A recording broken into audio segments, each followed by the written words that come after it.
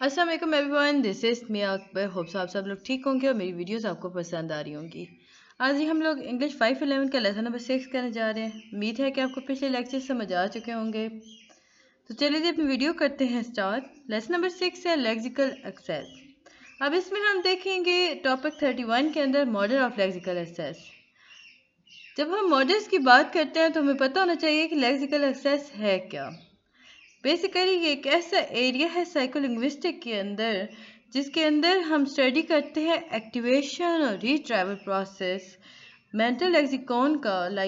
जब दो अब कोई एक इंसान है जिसके पास दो लैंग्वेज हैं, अब उसकी जो मेंटल लेक्सिकॉन होगा ना, उसे उसका स्टडी करना, उसके एक्टिवेशन, उसके रिट्राइवल के बारे में जितनी भी स्टडीज़ होंगी वो सारी सारी लेक्सिकल एक्सेस में होंगी। प्रॉपर अगर वर्डिंग में हम आएंगे तो हम कहेंगे कि lexical access in an area in psycholinguistic research that study the activation or retrieval process of the mental lexicon for people who can speak two languages. Next आपके पास आता है lexical retrieval. Lexical retrieval basically एक ऐसा process है जिसके अंदर हम एब्स्ट्रैक्ट कॉन्सेप्ट लेते हैं स्पोकन वर्ड का। इसमें दो मेजर क्लासेस पाई जाती हैं, या यूँ कह लें कि दो मेजर क्लासेस ऑफ मॉडल्स पाए जाते हैं जिनके अंदर डिटेल बताई गई है कि how lexical inter are retrieve during reading और लिसनिंग टास्क। सिंपल क्वेश्चन अगर आता है 3 मार्क्स का कि लेक्सिकल रिट्राइवल है क्या। लेक्सिकल रिट्राइवल बेसिकली एक ऐसा प्रोसेस है जिसके अंदर हम एब्स्ट्रैक्ट कॉन्सेप्ट को स्पीकन वर्ड के अंदर जनरेट कर देते हैं, या आप कह सकते हो कि रिट्राइव कर सकते हैं। Lexical retrieval is the process of getting from an abstract concept to a spoken word. इसमें दो मेजर क्लासेस थी, हमने देखा। उसमें हम देखते हैं कि जो उसमें उन दो मेजर क्लासेस के अंदर लेक्सिकल एंट्रीज को रिट्राइव किया जाता है कि आप कैसे वो वर्क करती हैं ड्यूरिंग रीडिंग और लिसनिंग टास्क। अब फर्स्ट टाइप जो होती है इसे हम कहते हैं serial search model. Second type को हम कहते हैं पैरेलल असेस मॉडल। अब थोड़ा डिफरेंस आया, पहले था सीरियल सर्च मॉडल, सेकंड आपके पास आता है पैरेलल असेस मॉडल। जब हम सीरियल सर्च मॉडल को देखते हैं तो हमें पता चला कि जो इसके अंदर हम लोग स्टडी करते हैं इनकाउंटर अ वर्ड। जब इनकाउंटर हो जाता है कोई भी वर्ड तो हम देखते हैं कि इसमें लेक्सिकल एंट्रीज कैसे डिटरमिन करती हैं कि आया उस वर्ड ने वर्क करना है या नहीं, यानी रिट्राइव करना है या नहीं, आया उसके अंदर जो इन्फॉर्मेशन थी उसे रिट्राइव करना ज़रूरी था या नहीं। सीरियल सर्च मॉडल जो होता है ये लेक्सिकल असेस को प्रपोज करता है कि उसके अंदर आप सिक्वेंशली स्कैन कर सकते हो एक लेक्सिकल एंट्री को at a time. Search model के अंदर अगर हम देखें तो हम इसमें पता चला कि ये सर्च मॉडल जो है ये अर्लीस्ट और मोस्ट इन्फ्लुएंशियल मॉडल था। इसमें ऑटोनॉमस सर्च मॉडल यूज़ किया गया था। अब ये जो ऑटोनॉमस सर्च मॉडल था ये फॉस्टर का था। इस मॉडल के अंदर जो था ना, वर्ड जो थे वो रिकग्नाइज सिस्टम उसमें इंट्रोड्यूस कराया गया था कि उसमें होता क्या था कि वर्ड को डिवाइड कर दिया जाता था इनटू सेवरल डिफरेंट कंपोनेंट। एक वर्ड को या यूँ समझ लें कि एक को डिनोट किया जाता था ऑर्थोग्राफिक प्रॉपर्टीज लाइक उसके स्पेलिंग देखे जाते थे, और दूसरे को कहा जाता था कि ये फिनोटिक प्रॉपर्टीज है।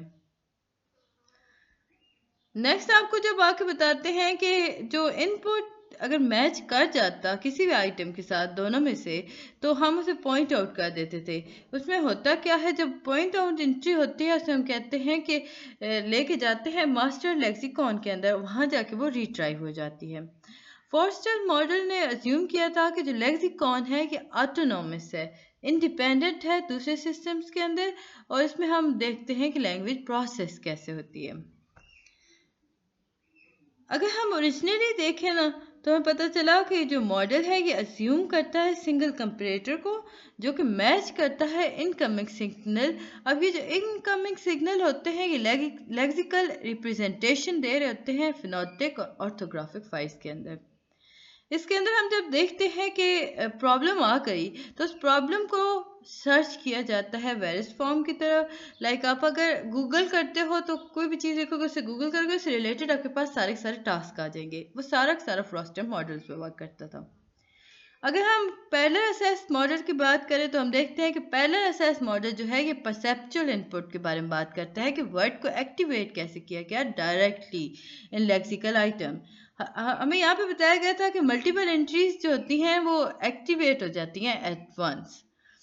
सीरियल में हमने देखा कि एक ही एंट्री एक्टिवेट होती है, इसमें सर्च हो तो रहा होता है किसी भी वर्ड का, बट हम उसमें रिकग्नाइज कर रहे होते हैं उस वर्ड को। पर पैरेलल में हमने आके देखा कि ये परसेप्चुअल इनपुट है, जिसमें हम बात करते हैं कि परसेप्शंस को लेकर के कैसे किसी वर्ड को लेक्सिकल आइटम के थ्रू डायरेक्टली एक्टिवेट किया जा सकता है। अब इसमें होता क्या है कि इसमें मल्टीपल एक्टिवेशंस हो जाती हैं एक ही टाइम पर। इसके बाद टॉपिक 32 है difference between logogen and coherent model. अब ये एक इम्पॉर्टेंट एस्पेक्ट्स है जिसके अंदर हम मॉडर्न लोगोगॉन मॉडल को यूज़ करते हैं। इसमें सेंसरी कॉन्टेक्चुअल इंफॉर्मेशन पाई जाती हैं और ये दोनों इन्फॉर्मेशन इंटरेक्ट करती हैं कुछ इस तरह कि उसमें हम ट्रेड ऑफ रिलेशनशिप्स लेके आते हैं। ये बहुत ज़्यादा कॉन्टेक्चुअल इंफॉर्मेशन इसमें यूज़ की जाती है, जिससे हम कहते हैं कि कॉन्टेक्चुअल इंफॉर्मेशन इनपुट है, ये लोगोगॉन फॉर्म को टॉप डाउन सोर्स की तरह लेके चलेगा। अब जो लेस सेंसरी इंफॉर्मेशन होती है ना, वो थ्रेशोल्ड एक्टिवेशंस करती हैं लोगोगॉन की। इसके बाद ही हम इसमें इम्पॉर्टेंट जो चीज़ है वो देखते हैं तो हमारे सामने आता है कि अगर हम लोगोगॉन थ्योरी को हम कंट्रास्ट में देखें तो हमें पता चला कि हम अज्यूम कर सकते हैं कि एक्टिवेशन जो होती है वो सिंगल लेक्सिकल आइटम को लेके चलती है। अब ये उस वक्त तक एक्टिवेशन चलती रहेगी जब तक हम थ्रेशोल्ड वैल्यू पर नहीं पहुंच जाते। कोहेरेंट थ्योरी बेसिकली इसमें व्यू किया गया वर्ड रिकग्निशन को और प्रोसेस किया गया, एलिमिनेट किया गया या एलिमिनेट किया गया पॉसिबल कैंडिडेट्स को बाय डीएक्टिवेशन। अब एलिमिनेट कैसे किया गया? उन्हें डीएक्टिवेट करके।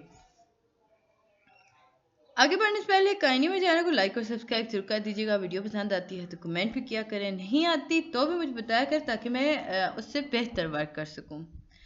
Coherent theory. अब इन कोहेरेंट थ्योरी के अंदर अगर हम देखें तो हमारे पास आया कि अर्ली लोगोजन थ्योरी जो थी वो कोहेरेंट थ्योरी से अकॉर्डिंग थी, लाइक सिमिलर थी काफ़ी एस्पेक्ट्स को।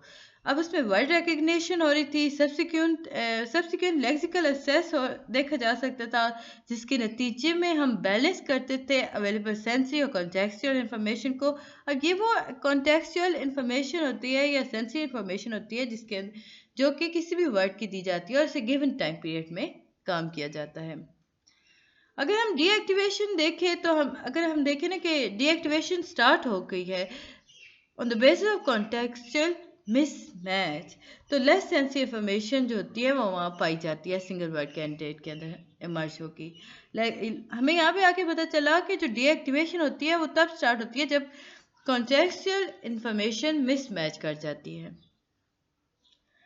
अगर कोहेरेंट थ्योरी को हम देखें तो एक वर्ड रिकग्निशन जो होती है वो स्टार्ट होती है और परसेप्टिव सिस्टम जो होता है वो उसमें मच लेस डिटेल पाई जाती है। अब ये मच लेस डिटेल जो होती है एनालाइज किया जाता है, analyse on the basis of sound structure of the remaining input as Marslen, Wilson and Welsh have put it. अब मार्शलन, विल्सन और वेल्श ने इस पे वर्क किया। उसने कहा कि नो मोर और no less bottom up information need to be extracted then is necessary in a given context.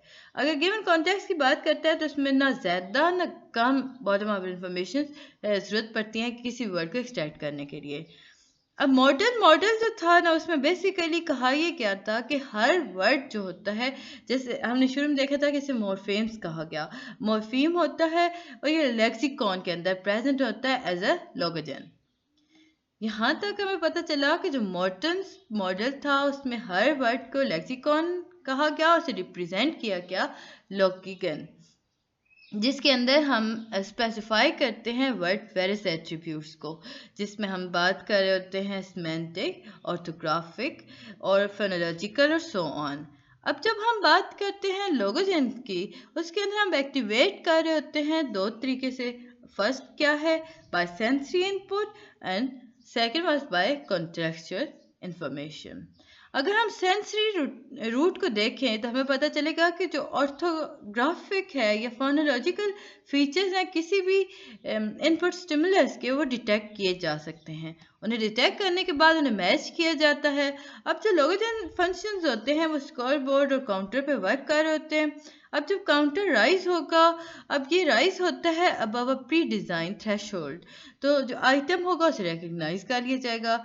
With regard to contextual information, जो semantic synthetic structure होता है किसी भी सेंटेंस का, उसमें हम इन्फ्लुएंस करते हैं एक्टिवेशन ऑफ लोगोजेन। किसी भी स्पेसिफिक वर्ड के जब आपको गिवन किया जाता है तो आप उसमें semantic और सिंथेटिक स्ट्रक्चर्स को रिकग्नाइज कर रहे होते हो, उस पर इन्फ्लुएंस कर रहे होते हो, आप एक्टिवेट कर रहे होते हो लोगोजेंस। इसके बाद एग्जाम्पल थी, तो एग्जाम्पल आपकी आई कोई नहीं है तो हम इसे कर देते हैं स्किप। अगर हम ओरिजिनल वर्जन देखें ना लोगोजेन का यानी इस मॉडल का, तो हम देखते हैं कि जो इन्फॉर्मेशन थी वो एसोसिएट करती है डिफरेंट वर्ड। अब वो डिफरेंट वर्ड जो कि कंटेन करते हैं या यूँ समझ लें कि जिनके अंदर लोगोजेन सिस्टम नहीं पाया जाता, लेकिन वो सेपरेट कॉग्निटिव सिस्टम्स अपने अंदर फीडबैक करते हैं, और ये जो फीडबैक होती है ये लोगोजेंस को प्रोवाइड कर दी जाती है। इस तरह हमें पता चला कि जो लोगोजेन मॉडल है इसमें दो रूट्स पाए जाते हैं जिनके थ्रू हम अज्यूम कर सकते हैं कि हम वर्ड को रिकग्नाइज कर सकते हैं यानी वर्क कर सकते हैं। फर्स्ट है पैरेलल। पैरेलल में हम सेंसरी और कॉन्ट्रेक्चुअल मैचेस की बात कर रहे होते हैं। इसमें हम इंक्रीज कर रहे होते हैं एक ही काउंटर पर दोनों मैचेस को। देन हम जाते हैं सेंसरी फीचर्स की तरफ जहाँ डिटेक्ट किया जाता है कि जो वर्ड है उसे कितना लाउडली प्रेजेंट किया गया, यानी साउंड की पिच क्या थी। इस तरह हम जो करस्पॉन्डिंग वर्ड्स होते हैं उन्हें एक्टिवेट कर देते हैं, और ये कभी कभार ऐसा होता है कि इट इज़ या यूँ कह लें कि if it is somewhat unexpected हो जाता है। इसी तरह हम सिमिलरली करते हैं एक्सपेक्टेड वर्ड के बारे में बात। अब इसे एक्टिवेट किया, उसमें हमने डिम लाइट प्रेजेंट कर दी, इसलिए कि इसमें हम बहुत सेंसिटिव फीचर्स को डिटेक्ट कर रहे थे। और फिर इस तरह हुआ क्या कि ये जो वर्ड था जिसमें हमने डिम लाइट कर दी थी ऐड, तो उससे हुआ क्या कि वो इजीली डिटेक्ट हो गया। टॉपिक 33 है variable that influence lexicon assess. इसमें हम वर्ड फ्रिक्वेंसी के बारे में बात करते हैं, फोनोलॉजिकल वेरिएबल्स को देखते हैं, सिंथेटिक कैटेगरीज को देखा जा रहा होता है, मॉर्फोलॉजिकल कम्प्लेक्सिटी को देखा जाता है, सेमेंटिक प्रीमिंग को देखा जाता है। लेक्सिकल एम्बिग्यूटी को देखें तो इसमें हम देखते हैं कि ये एक ऐसी फॉर्म है एम्बिग्यूटी की जिसके अंदर सिंगल वर्ड को इंटरप्रेट किया जाता है जिसके एक या एक से दो ज़्यादा मीनिंग्स पाए जाते हैं। अब फोर्स वो आदमी था जिसने पहली दफ़ा इसे अप्लाई किया था, और उसने इसे किया था कि फिनोमनी मॉनिटरिंग टेक्निक के अंदर, जिसके अंदर उसने स्टडी किया था लेक्सिकल एम्बिग्यूटी को। अब उसने एक सेंटेंस दिया था like the man started to drill before the truck arrive. अब जुमला था, इस पे उसने वर्क किया और उस पे सारा कर दिया। टॉपिक 35 है आपके पास appraising model of lexical access. Lexical access basically influence करता है वैरायटी ऑफ फैक्टर्स को, जिसके अंदर हम फ्रीक्वेंसी ऑफ वर्ड को बात करते हैं, इसमें हम उसके फोनोलॉजिकल स्ट्रक्चर्स के बारे में बात कर रहे होते हैं, हम इसमें सिंथेटिक कैटेगरीज को देख रहे होते हैं, इसमें हम मॉर्फोलॉजिकल स्ट्रक्चर्स की बात कर रहे होते हैं। अब जब हम देखते हैं मॉर्फोलॉजिकल स्ट्रक्चर्स को, इसके साथ हम अप्रेजिंग मॉडल के अंदर देखते हैं सिमेंटिकली रिलेटेड वर्ड्स को, existence of alternative meanings of the word को, और इसी तरह हम कॉमन वर्ड्स और मीनिंग्स को देखते हैं जो कि रेडीनेस के बारे में बात करती है, ग्रेटर रेडीनेस होती है लेस देन या लेस ऑफन यूज वर्ड्स की या मीनिंग्स की। अब मॉर्फोलॉजिकल स्ट्रक्चर्स पर हम रिलाई कर रहे होते हैं जिसके अंदर हम इनकाउंटर करते हैं अनफेमिलियर वर्ड्स को, इसमें हम इन्वेस्टिगेट करते हैं, हम असेस करते हैं कि लेक्सिकल एम्बिगुअस वर्ड कितने पाए जाते हैं। टॉपिक 36 आपके पास आता है stages of lexis in speech production. तो इसमें फर्स्ट स्टेज होती है कॉन्सेप्चुलाइजेशन। इसमें हम देखते हैं कि कॉन्सेप्चुलाइजेशन स्टेज में होता क्या है। शुरू में हम बताते हैं कि ये पहली स्टेज है जिसके अंदर स्पीकर जो होता है वो स्पॉन्टेनियसली सोच रहा होता है कि उसने क्या बोलना है। ये कि इमीडिएट रिएक्शंस होते हैं जो कि एक्सटर्नल स्टिमुलाई को लेके चलते हैं। इसमें हम प्रायर नॉलेज की बात कर होते हैं किसी भी पर्टिकुलर सब्जेक्ट के अंदर। सेकेंड स्टेज इसके फॉर्मुलेशन है। अब फॉर्मुलेशन के अंदर स्पीकर जो होता है वो पार्टिकुलर वर्ड के बारे में सोच रहा होता है जो कि उसने एक्सप्रेस करना होता है टू देयर थॉट। अब अब जब हम बात करते हैं सिमिल्टेनियसली कॉन्सेप्चुलाइजेशन स्टेज के बारे में, जो टाइम होता है स्पीकर सोच रहा होता है कि उसने कैसे रिस्पॉन्स करना है बिफोर रिस्पॉन्डिंग। तो जो स्पीकर होता है वो फॉर्मुलेट करता है अपने वर्ड को, डिसाइड करता है कैसे रिप्लाई करना है एक्सटर्नल स्टिमुलाई के according in a best manner. Stage 3 आपके पास आती है आर्टिकुलेशन। आर्टिकुलेशन बेसिकली इसमें होता क्या है कि स्पीकर जो होता है वो फिजिकली बोल रहा होता है जो हर वो बात जो उसने सोच रखी थी। ये एक प्रिपेयर स्पीच होती है, प्लान्ड वर्डेज होता है। इसमें हम बात करते हैं वर्ड्स की। अब ये वो वर्ड्स हैं जो रिहर्स किए जाते हैं, like someone practice a party presentation rehearsal है। तो इसमें हम ट्रेनिंग के बारे में बात करते हैं फिजिकल एक्शंस को लेकर। इसके बाद ये टॉपिक 4 है आपके पास self monitoring. Self monitoring fourth stage है जिसके अंदर स्पीकर जो होता है वो रिफ्लेक्ट करता है कि क्या उसने उसने जो कुछ बोला या जब वो बोलने जा रहा है जो उसने एफर्ट की है वो करेक्ट है या नहीं, या उसमें एरर्स पाए जाते हैं। कभी कभार ऐसा होता है कि रीबटल हो जाती है, लास्ट वर्ड आर्गुमेंट स्टार्ट हो जाते हैं। इस इन एडिशन तो हम कहेंगे कि it could also be done during a conversation. जब हम बात कर रहे होते हैं ये उसमें भी हो रहा होता है, लाजमी है कि स्पीच में हो रहा हो। अब जो स्पीकर होता है वो रियलाइज करता है कि आया उसकी स्लिप अप हुई है टंग या नहीं, यानी स्लिप ऑफ टंग हो तो नहीं गई। तो वो उसके अकॉर्डिंग ही चला जो उसने बताया था। उम्मीद है कि आपको ये लेक्चर समझ आया होगा। काइंडली मेरे चैनल को लाइक और सब्सक्राइब जरूर कीजिएगा। मिलते हैं नेक्स्ट वीडियो में, तब तक के लिए अल्लाह हाफिज़।